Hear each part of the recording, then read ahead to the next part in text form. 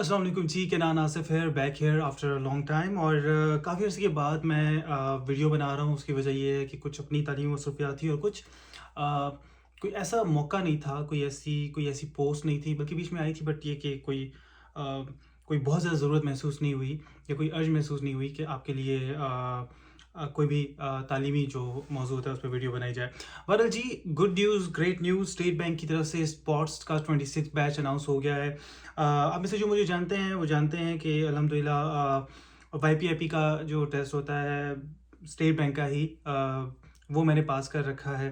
Appointment हो गया था बट मैं नहीं गया। इसके अलावा इससे पहले जो ओजी वन की गालिबन पोस्ट होती है, यस, उसके लिए मैं स्टेट बैंक में सिलेक्ट हो चुका हूँ। मैं वहाँ नहीं गया या नहीं जा सका। इसके अलावा यूनिवर्सिटी में पढ़ाता हूँ और इसके के दूसरे जो तालीमी सिलसिले हैं वो अल्हम्दुलिल्लाह मेरे रहे। तो जनाब, पिछले साल जब स्पोर्ट्स 25th बैच आया था तो मैं आप सबके साथ था यूट्यूब पर, आप मेरी वीडियोस देख सकते हैं। काफ़ी कुछ चीज़ें जो थी वो मैंने गाइड की थी और मेरे ख्याल में वक्त आ गया कि उस सिलसिले को दोबारा शुरू किया जाए। कुछ इंपॉर्टेंट चीज़ें जो आपको मद्देनज़र रखनी है वो ये है कि अपनी एक टाइमलाइन आपको पता होनी चाहिए। टाइमलाइन से क्या मुराद है कि जो लास्ट डेट ऑफ एप्लीकेशन होती है उसके कोई 15-20 दिन के अंदर बाज़ों का टेस्ट हो जाता है, ठीक है। तो डेट ऑफ अनाउंसमेंट से लेकर एग्ज़ाम डेट का जो पीरियड है वो लगभग कोई 5, 6, 7 हफ्ते का होता है।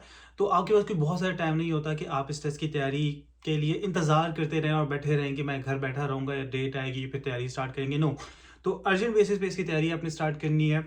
तैयारी के लिए जो एक सवाल होता है वो ये होता है कि जी एग्ज़ाम का पैटर्न क्या होता है, बल्कि एक सवाल ये भी आया कि कौन लेगा, स्टेट बैंक लेगा या एनटीएस लेगा। यूजुअली जो स्टेट बैंक के टेस्ट होते हैं वो ज़्यादातर, बल्कि तकरीबन हमेशा एनटीएस ही लेता है। और 3 पोर्शंस होते हैं उसके, इन तीनों पोर्शन को समझ लें। नंबर 1, इंग्लिश का पोर्शन। इसमें सिनोनिम्स, एंटोनिम्स होंगे। मिसाल के तौर पर रीडिंग कम्प्रिहेंशन होगी और इस किस्म की जो चीज़ें एनटीएस के एग्जाम में आप देखते हैं, एनालॉजीज वगैरह होती हैं, ये तमाम चीज़ें जो हैं वो स्टेट बैंक के टेस्ट में आती हैं और यहाँ पे भी आएंगी। इसके अलावा जो दूसरा पोर्शन होता है वो एनालिटिकल रीजनिंग का होता है, जिसमें आपको 2 किस्म के क्वेश्चंस को बेसिकली सॉल्व करना होता है। एक एनालिटिकल रीजनिंग के क्वेश्चन हो गए जिसमें आपको एक सिनेरियो दिया गया है, कुछ कंडीशंस दी गई हैं, कुछ कंडीशंस के लिए एक कंडीशन के साथ दूसरी कंडीशन होना मस्ट है और कुछ कंडीशंस जो है वो म्यूचुअली एक्सक्लूसिव हैं। अगर एक कंडीशन पूरी होती है तो दूसरी कंडीशन पूरी नहीं हो सकती है, ठीक है। तो उसमें कई लॉजिक्स, कई सीक्वेंसेस, कई तरह की जो शराइत हैं आपको वो मलूज़ खातिर रखनी होती है और उसके बाद फिर आपको उसके मुताबिक क्वेश्चंस को सॉल्व करना होता है। एक क्वेश्चन लॉजिकल रीजनिंग का भी होता है जिसमें आपको एक आर्ग्यूमेंट दिया गया होता है और ये बाज़-औक़ात एनालिटिकल रीजनिंग के अंदर आता है, बल्कि कभी कभार आपको इंग्लिश में भी कंप्रिहेंशन वाले क्वेश्चन में आपको ये चीज़ देखने को मिलती है।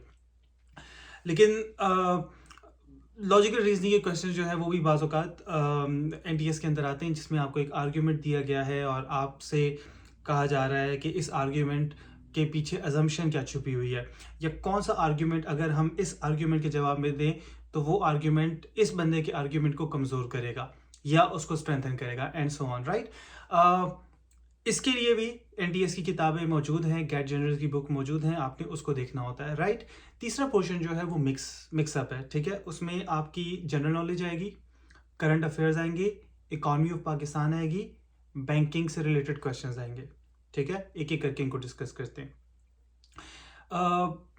तो ये ओवरव्यू है बहरहाल कि आपको 30 मार्क्स के करीब या 30 या 40 के करीब इंग्लिश आपका होगा।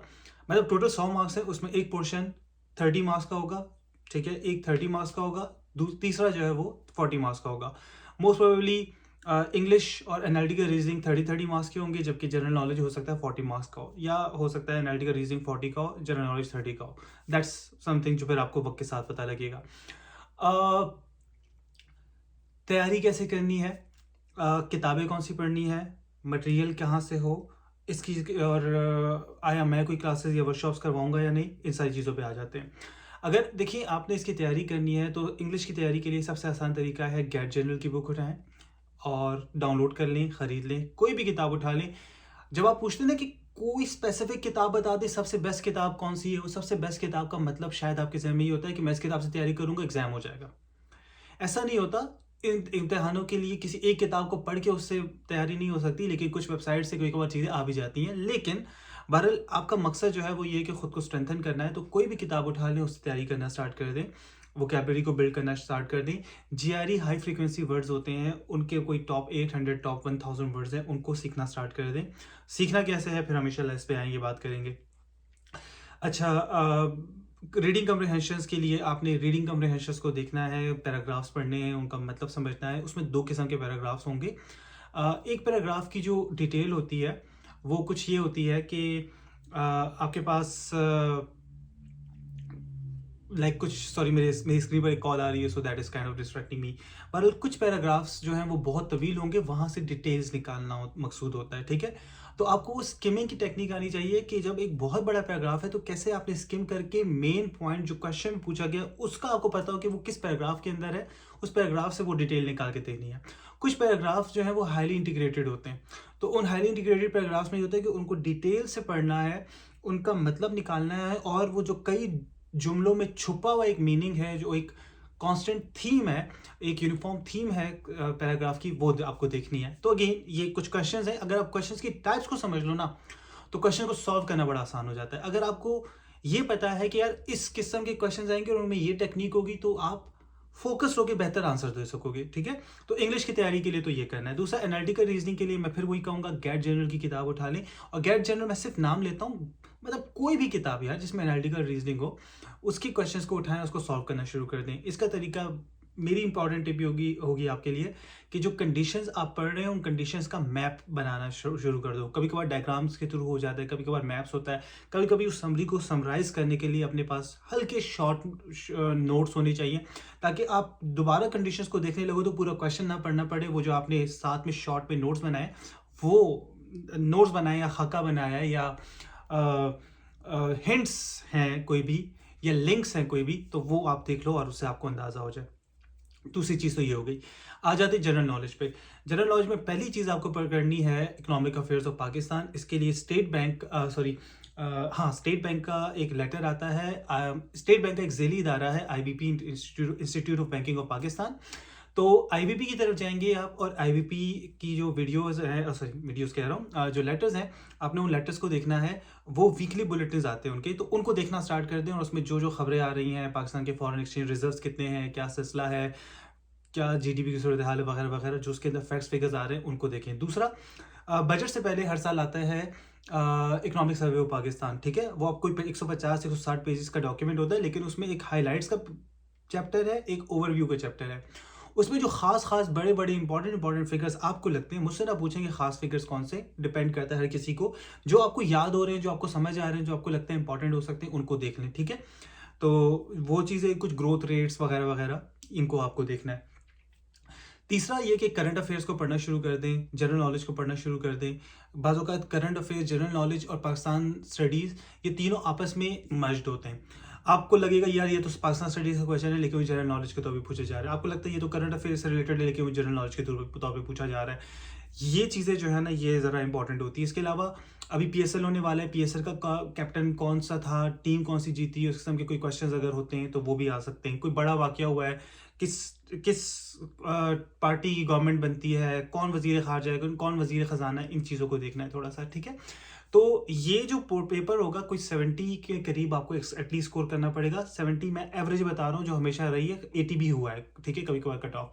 वो सिंपली ये है कि वो कट ऑफ डिसाइड कर लेते हैं। आपको दो तरह से पास होना है। एक तो आप ये जो 3 पोर्शंस हैं, आप इनको अलग अलग सेगमेंट समझो, अलग अलग पेपर समझो। तो आपको इंग्लिश में अलग से पास होना है। 30 में से मिसाल के तौर पर 20 नंबर लेने हैं, 25 नंबर लेने हैं। Same goes for analytical reasoning, same goes for general knowledge, ठीक है। इसके अलावा एक ओवरऑल एग्रीगेट भी होगा। हो सकता है वो कहें कि हर पोर्शन में 25 मार्क्स लेने हैं, आपके हर पोर्शन में 25 या एक में 30 आ गए, ठीक है।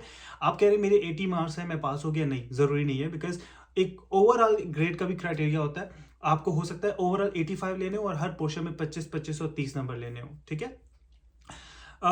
तो मैंने ऐसे बहुत सारे कैंडिडेट्स देखे हैं जो टोटल मार्क्स उनके पूरे, लेकिन एक सब्जेक्ट में, इंग्लिश में 1 नंबर कम था, ठीक है, और एनालिटिकल में पूरा कर लिया उन्होंने, तो वो फेल हो गए। कुछ कई होते हैं कि हर सब्जेक्ट में इंडिविजुअली पास हो रहे थे, एग्रीगेट मीट नहीं कर रहा होता, वो भी फेल हो जाते हैं, तो वो भी काम नहीं करता।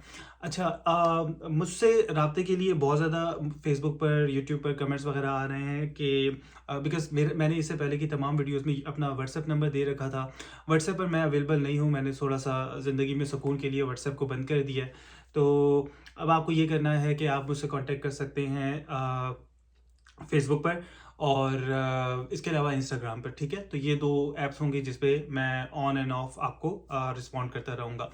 क्या मैं कोई वर्कशॉप या क्लासेस स्टार्ट करवा रहा हूँ? मैं कोई क्लासेस रेगुलर बेसिस पे स्टार्ट नहीं करवा सकता because of my own business, not business, बिज़ीनेस।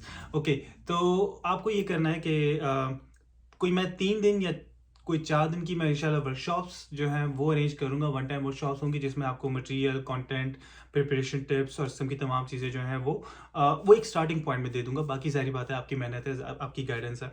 लेकिन ये कि इंशाल्लाह कोई ज़ूम पे हम लाइव सेशंस का, कोई वर्कशॉप्स का सिलसिला रखते हैं और वो चीज़ हो सकती है। तो in case you are interested you can contact me on Facebook और Instagram and then I can provide you with the details. एक सवाल जो मुझे आ रहा है वो ये कि टेस्ट कब होता है? मैंने आपको बता दिया, कोई 5-6 हफ्ते आपके पास हैं, इससे ज़्यादा का टाइम आपके पास नहीं है, राइट? इसके अलावा नेगेटिव मार्किंग के बारे में सवाल हो रहा है, तो ऑब्वियसली नेगेटिव मार्किंग इसमें नहीं होती, तो जितने आपको तुक्के लगाने, जितने गेसेस करने आप करें, लेकिन एजुकेटेड गेस हों, ठीक है? तो wish you all the very best and I will keep answering your questions. कोशिश होगी अगले कुछ दिनों में मैं आपके लिए वीडियोस बनाता रहूं और आपके जो क्वेश्चंस हैं उनको रिस्पॉन्ड मैं करता रहूं। एंड द वर्कशॉप स्केड्यूल जो मैं सोच रहा हूँ वो ये है कि कोई लगभग 22-23 फरवरी के आसपास हम जो है वो कोई वर्कशॉप्स जो हैं वो स्टार्ट कर दें। तो in case you are interested please feel free to text me on Facebook और ऑन इंस्टाग्राम और इंशाल्लाह वहाँ से फर्दर जो है वो मैं आपको क्लासेस की डिटेल्स प्रोवाइड कर दूंगा। If you have any question feel free to ask and all the very best. Thank you.